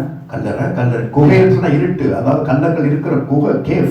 Dus zeg maar die rovershol, die is altijd donker. ஒரு முறை முதல் பயணத்துல சொன்னார் business பிளேஸா மாத்தாத. Eerste keer zei hij van maak hier geen zakenplek van. இப்ப கடைசி சிலுவையில் அறையப்பட போறது முன்பாக செய்த வேலை தான் இப்பொழுது வாசித்தோம். அதாவது அவர் கல்லர் குகையாக மாற்றாதே என்றார். Als tweede zei hij van maak hier geen rovershol van. அவருடைய முதல் ஊழியம் கடைசி ஊழியம் தன்னுடைய தேவாலயத்தை துப்புரவாக்கினார். De eerste vorm van bediening die hij deed en de laatste vorm van bediening dat hij deed was zijn eigen tempel doen reinigen. வேதவாக்கியம் சொல்லுகிறது பாருங்க. En dat zegt het woord van God zelf. முதலாவது நியாய தீர்ப்பு தேவனுடைய சபையில தான் உண்டாகும். De eerste terechtstelling die zal ook in de gemeente plaatsvinden. அதுக்கு பிறகுதான் உலகத்துக்கு போகும். En daarna zal het pas overwaaien naar de wereld. எனவே இதை அறிந்து எச்சரிக்கையுடன் இந்த கொடுக்கப்பட்ட இந்த நாட்களிலே, இந்த லாக்டவுன் அல்லது தனிமைப்படுத்த நாட்களிலே நம்மை ஆராய்ந்து நிதானித்துக் கொள்வோம். Dus gedurende deze lockdown die jou nu gegeven is, probeer jezelf daarin te doorgronden en jezelf daar ook in terecht te stellen. கர்த்தர் ஒருவேளை நமக்கு இறங்கி சபை கூடி வருவதை அனுமதித்தால், als de Heer voor ons zou neerdalen en het zou toestaan om hier bijeen te komen als kerk zijnde, சபையிலே no business எந்த காரியம் நடக்காதபடிக்கு எச்சரிக்கை. wees dan voorzichtig in dat hier geen enkele vorm van zaken plaatsvindt. Kallar குகையாக மாத்தார்கள், பொய், வஞ்சனை இதெல்லாம் வேண்டாம். Maak hier geen rovershol van, hè? Maak hier geen bedrog en ga hier niet liegen. பரிசுத்த சபை கூட்டமாக இருக்கட்டும். Laat het een heilige bijeenkomst zijn. கர்த்தர் ராஜரீகம் செய்யட்டும். Want laat de Heer hierover heersen. நீங்கள் அப்படி செய்வீர்கள் விசுவாசித்து. Dat jullie dat zullen doen, daar geloof ik in. நீங்கள் ஒப்பு கொடுத்து மனம் திரும்பீர்கள் என்று நான் விசுவாசிக்கிறேன். Dat jullie daarvoor opgeven en in inkeer komen, daar geloof ik in. ஜெபிப்போம். Laten we bidden. பிதாவே, இந்த நேரத்தில் அப்பா உமக்கு நாங்கள் நன்றிகளை ஏறெடுக்கிறோம். எங்கள் பாவங்களை எங்களுக்கு மன்னிக்கும்படியாக கெஞ்சுகிறோம். கர்த்தாவே, நீங்கள் கொடுத்த இந்த நல்ல ஓய்வு, தனிமைப்படுத்தல், லாக்டவுன் காலங்களிலே எங்களை ஆராய்ந்து சோதித்து பார்க்க எங்கள் கொடுத்த வாய்ப்புக்கு நன்றி. எங்களை அறியாமலே ஆண்டவரை உம்மை விட்டு தூரமாய் ஓடிக்கொண்டிருக்கிறோம். ஆண்டவரை இருந்தோம் எங்களை தட்டி எழுப்பி இந்த உபத்திரத்தின் ஊடாக, இந்த வியாதிகள், கொள்ளை நோய்கள் இதன் ஊடாக கிடைத்த ஆண்டவரே இந்த சந்தர்ப்பங்களில் எங்களை ஆராய கொடுத்த வாய்ப்புக்கு நன்றி. பிதாவை, இந்த நாளில் யார் யாரெல்லாம் அப்பா அவருடைய சமூகத்திலே இந்த வார்த்தைக்கு ஒப்பு கொடுக்கிறார்களோ அவர்களை ஆசீர்வதித்து அவர்களை பலப்படுத்தி இனி வரப்போகிற யுத்தத்துக்கு, இனி வரப்போகிற உபத்திரவங்களுக்கு இவரப்புற கஷ்டங்களுக்கு பலம் கொள்ள உதவி செய்வீராக. கால ஆட்களோட ஓடும் பொழுதே இவ்வளவு உனக்கு கலைப்பற்றால் முடியாதென்றால் குதிரை வீரரோடு எப்படி ஓடுவா என்றபடி இவர்கள் பலவீனப்படாதபடிக்கு பலப்பட கொடுத்த வாய்ப்புகளுக்கு நன்றி. வாலிபர்கள் பலப்படட்டும் ஆண்டவரே.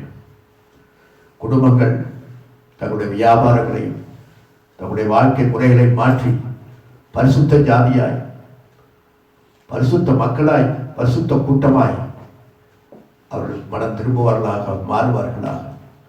ஆண்டவரே, எங்களை ஒப்பு கொடுத்து, என்னை ஒப்பு கொடுத்து ஜெபிக்கிற ஆண்டவரே, எங்கள் குற்றங்களை ஆண்டவரை காட்டும். உங்களுடைய முகத்தின் வெளிச்சத்துக்கு முன்பாக கொண்டு வரும் ஆண்டவரை காட்டி நாங்கள் மனம் திரும்ப வேண்டிய பகுதிகளிலே மனம் திரும்புதலை கட்டளிடும். எங்கே எல்லாம் இருள் காணப்படுகிறதோ அந்த இருளை காப்பி வெளிச்சம் வீசட்டும். உடைய வசனத்தை படியே எங்களை நியாயம் தீர்ப்பில் விசுவாசிக்கிறோம். முதலாம் நியாய தீர்ப்பு இதனுடைய சபையிலிருந்து உருவாகும் என்றபடி கர்த்தாவே எங்களை தாழ்த்தி உடத்தில் மன்றாடுகிறோம். உடைய வல்ல ஆவியானவர் எங்களை செம்மையான வழியிலே வழி நடத்துவாராக. எங்கள் தேவனாகிய கர்த்தாவே, இதை கற்றுக்கொண்ட மக்கள், சபை மக்கள் யாரெல்லாம் கேட்க போகிறார்களோ எல்லாரும் மனம் சேர்த்து ஜபிக்கிறார்கள். எங்களுடைய கூடுகை, எங்களுடைய ஜபங்கள் கிறிஸ்தவ வாழ்க்கை ஒரு மாயமானமாக இருக்காதபடி, பேர் கிறிஸ்தவர்களாக நாங்கள் ஓடி போகாதபடிக்கு ஒரு உண்மையான உயிருள்ள விசுவாசத்தோடு உள்ள வாழ்க்கை வாழ கிருபை கொடுக்கும். எங்களுடைய கூடுகை ஒரு அர்த்தமுள்ள கூடுகையாக இருக்கட்டும் அப்பா. இதை தாழ்த்துகிறேன் அப்பா, மக்களுக்கு ஜெபிக்கிறேன் இயேசு கிறிஸ்துவின் நாமத்திலே பிதாவே, ஆமென். உங்களில் யாராவது ஒப்பு கொடுத்து ஜெபிக்க இருந்தால் ஒருவருக்கு ஜெபம் பண்ணி கொடுங்க. இந்த நாள் ஜெபி.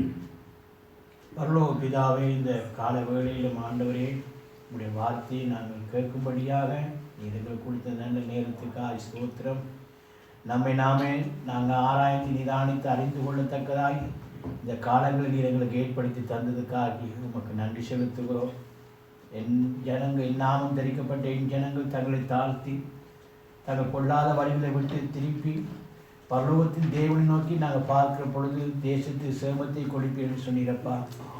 ஆண்டவரே, நாங்கள் கொள்ளாத வழிகளை நாங்கள் விட்டு மனம் திரும்ப வேண்டிய பகுதிகளை மனம் திரும்பி எங்களை தாழ்த்தி உங்களுடைய நாமத்தை ஆண்டவரை இன்னுமாய் நாங்கள் மேன்மைப்படுத்த எங்களுக்கு கொடுத்த இந்த நாட்களிலே எங்களை ஆராய்ந்து பார்க்க, சபையாராகிய நாங்கள் ஆராய்ந்து பார்க்க, எங்களை நாங்கள் ஆராய்ந்து பார்க்க ஆண்டவரே, எங்களுக்கு உணர்வுள்ள இதயத்தை எங்களுக்கு தாரும் ஆண்டவரே. ஆண்டவரே, எங்களை கண்களை பிரகாசிக்க பண்ணுவீராக. நாங்கள் மனம் திரும்ப வேண்டிய பகுதிகளில் மனம் திரும்பி ஆண்டவரே உங்களுடைய சமூகத்திலே நாங்கள் உத்தமத்தோடு உண்மையாக ஆண்டவரே நாங்கள் சமூகத்திலே காணப்பட ஆண்டவரே எங்கள் வாழ்க்கையை சீர்படுத்த, எங்கள் சீர்தூக்கி பார்க்க எங்களுக்கு உதவி செய்த உங்களுடைய வார்த்தைக்காக உமக்கு நாங்கள் நன்றி செலுத்துகிறோம். ஆண்டவரே, என்னையும் என் சபையாரையும் என் குடும்பத்தையும் நாங்கள் ஒப்புக் கொடுக்கிறோம் கர்த்தாவே.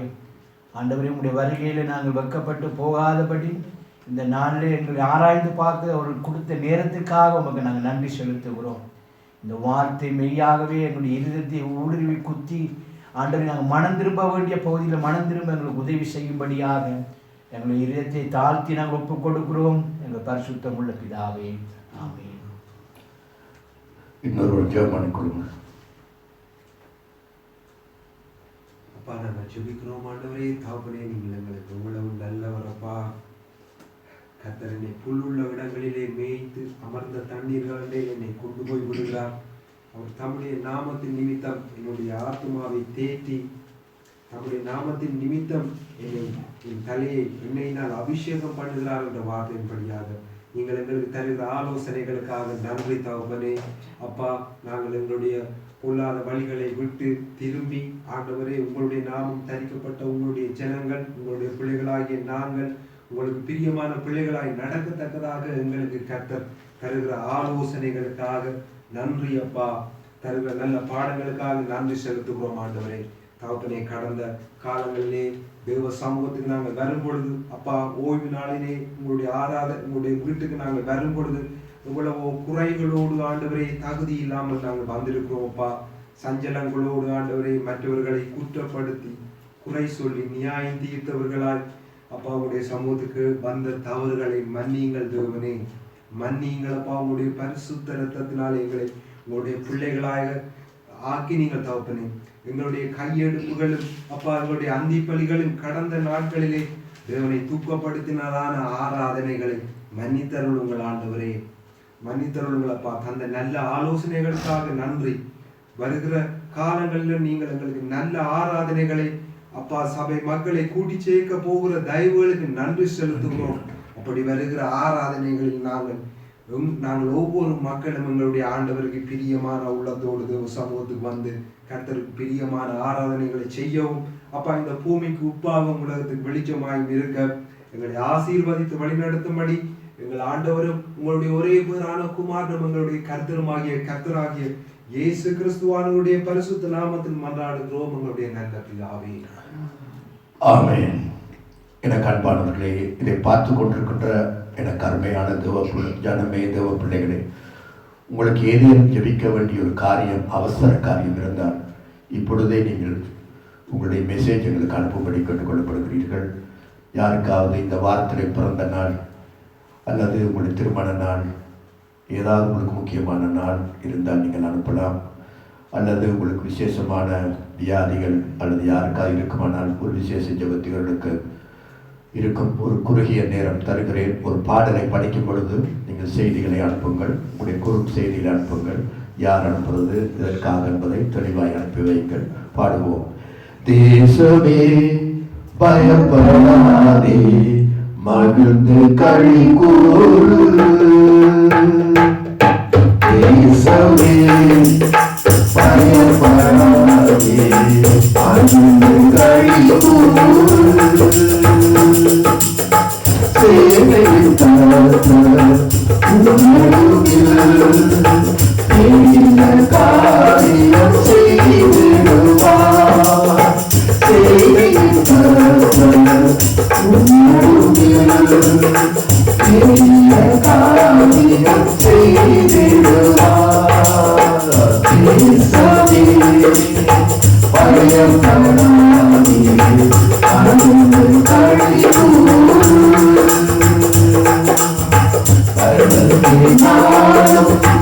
அல்லவே ஆத்மயோடும் அல்லவே கனத்தினாலும் அல்லவே ஆத்மயோடும் அல்லவே ஆவியினாலே ஆரோவென்று ஆனவர் பார்த்து அருளினாரே. ஆவியினாலே ஆரோவென்று ஆனவர் பார்த்து அருளினாரே.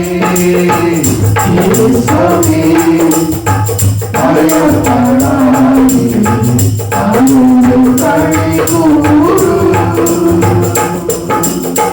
இயேசுவே பயப்படாதே, மகிழ்ந்து களி கூறு.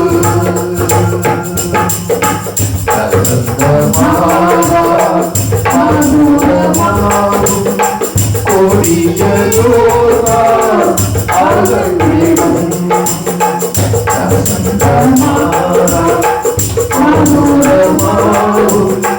கொடிய யோர்தான் அகன்றிடும்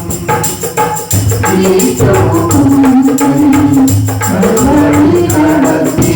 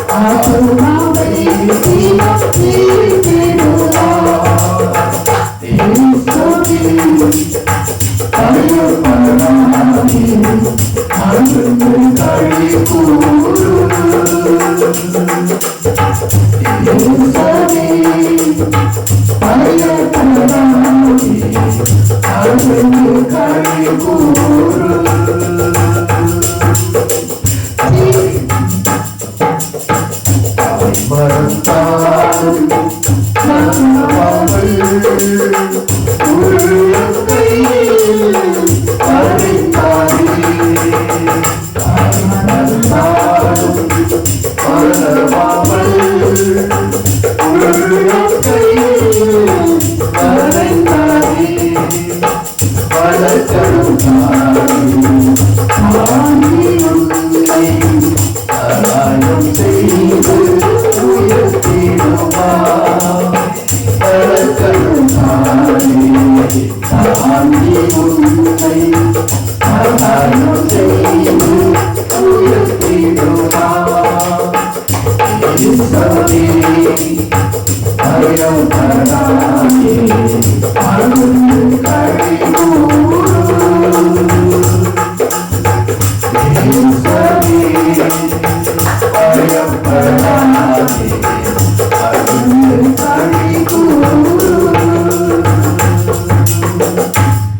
இந்த நாளிலும் காருண்யாவுடைய அதாவது டென்னர்கள் சபை ஐக்கியத்தில் இருக்கிற காருண்யா எசேக்கியல் ஆர்டம் சபை ஐக்கியத்தில் இருக்கிற எசேக்கியலுடைய பிறந்த நாட்கள் இந்த வாரத்தில் இருக்கிறபடினாலே இவர்களுக்காக நாங்கள் ஜெபம் செய்வோம். என்னோடு கூட ஒருமுறைப்படுங்கள். பிதாவை இந்த நாளிலும் தங்கள் பிறந்த நாளை கொண்டாட போகின்ற ஆண்டவரே, பிள்ளைகளுக்காக கருத்தாய் நாங்கள் மற்றும் வேண்டிக் கொள்கிறோம். ஆண்டவரை இப்பொழுது அவர்கள் தங்கள் கூடாரங்களிலே இருக்கிறார்கள். உலக தோற்றத்துக்கு முதலே உடைய கண்கள் அவர்களை கண்டது. நீர்களை தெரிந்தெடுத்திருக்கிறீர்கள். ஏற்ற காலத்திலே இன்னாருடைய கற்பத்தில் உருவாகி இன்னாருடைய தகப்பனாக இன்னாருக்கெல்லாம் உடன்பிறப்புகளாக இருக்க வேண்டும் என்ற உடைய அனாதி தீர்மானத்தின்படி நீங்கள் வழிநடத்தி உற்பத்தி செய்திருக்கிறீர்கள், சிருஷ்டித்திருக்கிறீர்கள். உங்களுடைய சித்தர்களுடைய வாழ்க்கையிலே நிறைவேறட்டும் ஆண்டவர். இந்த வருஷமும் ஆண்டவரை நீர் கொடுக்கிற நீடிய ஆய்வுக்காய் நன்றி. கடந்த காலத்திலே கண்மணி போல பாதுகாத்து போக்கிலும் வரவிலும் எந்த வியாதிகள் நோய்கள் தொற்றிக்கொள்ளாதபடிக்கு இதுவரைக்கும் நீருடைய பாதுகாப்புக்கு நன்றி. நீர் இவர்களுடைய பாதுகாப்பு நிழல் ஆண்டவரே. தொடர்ந்து ஆண்டவரை இந்த வருடமும் அந்த நிழல் இவர்கள் மேல் இருக்கட்டும் ஆண்டவரே. தேவரீர் இந்த புதிய ஆண்டுக்குள் காலடி வைக்கிற இந்த பிள்ளைகளுக்கு முன்பாக உங்களுடைய சமூகம் செல்லட்டும் அப்பா. உங்களுடைய பிரசனத்தில் இருக்கட்டும். இந்த நாளிலும் இவர்களை வைத்து செய்ய வேண்டிய காரியம் இந்த வருஷத்திலே செய்வீராக ஆண்டவரே. உங்களுடைய சித்தத்தை நிறைவேற்றுகிறார் ஆண்டவரே. இவருடைய எதிர்கால வாழ்க்கையெல்லாம் உங்களுடைய கருத்தில் இருக்கிறது. அந்த பாதைக்கு நேராக கர்த்தர் நடத்துவதற்காக நன்றி கூறுகிறோம். பிதாவே, இதோ நாங்கள் இவர்களை ஆசீர்வதிக்கிறோம். நீருடைய ஆயுளை கொடுத்து, இன்னுமாய் பலத்தை கொடுத்து, பராக்கிரமத்தை கொடுத்து, தைரியத்தை கொடுத்து ஆண்டவரை வழி நடத்துகிறார். கர்த்தர் உங்களை ஆசீர்வதித்து உங்களை காக்க கடவர். கர்த்தர் தன்னுடைய முகத்தை உங்கள் மேல் பிரகாசிக்க செய்து உங்கள் கிருபையாக இருக்க கடவர். கர்த்தர் தன்னுடைய முகத்தை உங்கள் மேல் பிரசன்னமாக்கி உங்களுக்கு சமாதானம் கட்டிட கடவர். ஆமென். உங்களுக்கு வாழ்த்துக்கள். கர்த்தர் ஆசீர்வதிப்பாராக. ஜெபம் பண்ணுவோம். இன்னுமா தகப்பனே, இந்த நாளிலும் யார் யாரெல்லாம் ஆண்டவரே எங்கள் சபை மக்கள், எங்கள் சபைக்கு சென்ற எங்கள் தேசத்தில் இருக்கிற மக்களுக்காக நாங்கள் ஜெபிக்கிறோம். ஆண்டவரே, இவர்களை கண்மணி போல பாதுகாத்துக் கொள்ளும். இப்பொழுது ஆண்டவரே, ப்ரூசல் ஆண்பெருப்பன் பிரேடா டென்ஹெல்டர் ஆர்னை மாசம் சபை ஐக்கியத்தில் உள்ள பிள்ளைகளுக்காகவும், இந்த ஐக்கியத்திலிருந்து பல தேசங்களுக்கும் புலம்பெயர்ந்து போன பிள்ளைகளுக்காகவும் பிரார்த்திக்கிறேன். ஆண்டவரே, இந்திய தேசத்தில் இருக்கிற எங்களோட பிள்ளைகளுக்காகவும் மக்களுக்காக ஜெபிக்கிறோம். ஆண்டவரே, தேவரின் தாமே இந்த கொடிய நாட்களிலே, இந்த இடுக்கண் நாட்களிலே அவர்களை பாதுகாத்து ஆண்டவரே அவர்களுக்கு நல்ல நிழலாய் ஆரோக்கியமாய் சுகமாய் இருப்பீர்களா. உங்களுடைய சட்டைகள் இறக்கைகள் இருக்கிறவர்களுக்கு நல்ல ஆரோக்கியம் கிடைக்கட்டும். இவர்களை கண்மணி போல பாதுகாத்துக் கொள்ளும். இந்த துர்ச்செய்தி நாங்கள் கேட்காதபடிக்கு கர்த்தர் தாமே அரணாக, கோட்டையாக, கண்மலையாக, நம்பியிருக்கிற துருவமாக இருப்பீர்களாக. ஆண்டவரே, போக்கிலும் வரத்திலும் வேலை செய்கிற பிள்ளைகள் மத்தியிலும் கூட இருந்து தீங்கு அணுகாதபடிக்கு நீங்கள் பாதுகாக்க ஜெபிக்கிறேன். ஆண்டவரே, இதோ இந்த ஒளிபரப்பை பங்கு கொண்ட பிள்ளைகளுக்காய் நன்றி. இங்கே ஊழியம் செய்த ஒவ்வொருவரையும் நான் ஆசீர்வதிக்கிறேன். இவர்களுக்காய் நன்றி கூறுகிறேன். குடும்பங்கள் தலை கட்டும் ஆண்டவரே.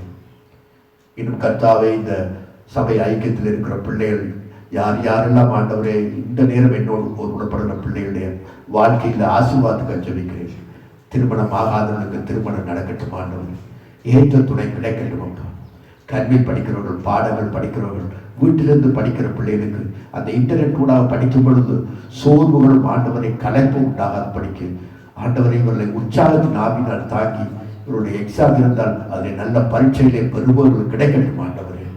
தொடர்ந்து அவருடைய தரிசனம் இந்த வியாதி, இந்த கொள்ளை நோய் மூலமாய் அவருடைய தரிசனம் வழிவிலகி போகாதபடிக்கு கர்த்தாவே அவர்களை காப்பீர்களாக. இன்னும் யாரெல்லாம் வியாதியோடு இருக்கிறார்களோ, யாருக்கெல்லாம் ஆண்டவரை வியாதிகள் உண்டு, இயேசு குறித்து நாமத்திலே அவர்கள் சுகம் அடைவார்களாக. வாதை உன் கூடாரத்தை அணுகுவதில்லை என்ற வார்த்தை இருக்கிறது. அதே போல இந்த வாதை கொள்ளை நோய் ஒன்று உண்டாகாத படிக்கு கர்த்தாவே நரகத்துக்குள்ளே சமாதானம் சுகம் இருப்பதாக என்றபடி நல்ல சுகம் சமாதானமாக இருக்கட்டும் ஆண்டவரே. கர்த்தாவே அது மட்டுமல்ல கர்த்தாவே, இந்த பிள்ளைகள்லாம் ஆண்டவருடைய குழந்தைகளுக்கு ஆச்சரிக்கிறேன் ஆண்டவரை, சிறு குழந்தை சிறு வாலிபர்களுக்கு ஆச்சரிக்கிறேன், சிறு பிள்ளைகளுக்கு ஆச்சரிக்கிறேன். அவர்கள் இந்த நாட்களை பிரயோஜனப்படுத்தி அப்பா ஆண்டவரை வீடுகளில் இருக்கும் பொழுதும் விளையாடும் பொழுதும் போகும் பொழுதும் ஆண்டவரே அவர்கள் பலப்படட்டும் ஆண்டவரே. அவர்களை எந்த ஒரு தீங்கும் அணுகாமல் அவர்களை பாதுகாப்பீர்களாக. உமக்கு நன்றி கூறுகிறேன். இந்த நாளில் தொடர்ந்து இவர்களை சந்திக்கும் வரை ஆண்டவரே கிருபை அனைவரையும் பாதுகாக்கட்டும் ஆண்டவரே. உடைய கிருபையின் கருத்தை ஒப்பு கொடுத்து நான் ஆசீர்வதித்து ஜெபிக்கிறேன் என் அன்பு பிதாவே, ஆமென். கர்த்தர் உங்களை ஆசீர்வதித்து உங்களை காக்க கடவுள். கர்த்தர் தம்முடைய முகத்தை உங்கள் மேல் பிரகாசிக்க செய்து உங்களில் கிருபையாயிருக்க கடவுள். கர்த்தர் தம்முடைய முகத்தை உங்கள் மேல் பிரசன்னமாக்கி உங்களுக்கு சமாதானம் கட்டிட கடவுள். ஆமென், ஆமென். பிள்ளைகளை உங்களை கர்த்தர் ஆசீர்வதிப்பாராக. பயப்படாதீங்க, கர்த்தர் பெரியவர். எந்த வியாதியும் எந்த நோயை பார்த்து அதை பெருசாக பார்க்காதீங்க. எல்லாத்தையும் பார்க்க எங்களுடைய தேவன் பெரியவராயிருக்க, அவர்களை கைவிட மாட்டார். சொல்லுவோமா எல்லாருமா சேர்ந்து, என் ஆத்மாவே கர்த்தரை சோத்திரி, என் முழு உள்ளமே உடைய பரிசுத்த நாமத்தை சோத்திரி. என் ஆத்மாவே கர்த்தரை சோத்திரி, அவர் செய்த சகல உபகாரங்களையும் மறவாதே. ஆமென். கர்த்தர் நாமம் என் புகழிடமே, கர்த்தர் புகழிடமே. கர்த்தர் நாமம் என் புகழிடமே, கர்த்தர் புகழிடமே.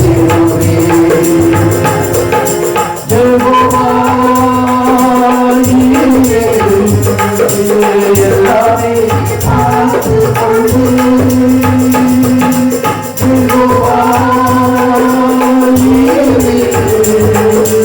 எல்லாமே பார்த்து கொண்டு கலங்க மாட்டோம், நாங்கள் கலங்க மாட்டோம், கலங்க மாட்டோம், நாங்கள் கலங்க மாட்டோம்.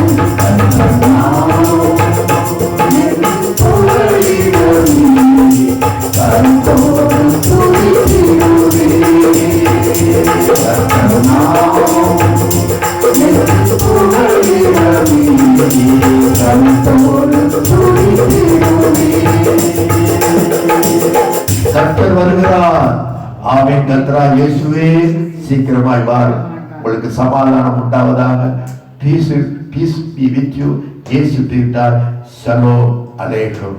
அன்பானவர்களே, சபைக்கு நீங்க வராவிட்டால் நான் கேட்பேன், ஏன் வரையில சபைக்கு வரவில்லை என்று. இப்பொழுது நான் மாறி கேட்பேன், ஏன் இந்த ஒன்லைனுக்கு வரவில்லை என்று. அதனால உங்களுடைய பேரெல்லாம் பதிவாக இருக்கு. வராதவருடைய பேரை பதிவு செய்து உங்களை சந்திக்கும் பொழுதும் நான் அதை விசாரிப்பேன். அதனால ஒன்லைனுக்கு எல்லாரும் இங்கே வந்துருங்க, வர வேண்டும். உங்களுடைய பேரெல்லாம் இதில் இருக்கு. என்னை கர்த்தர் ஆசீர்வதிப்பாராக. கிருபை உங்களோடு கூட இருப்பதாக.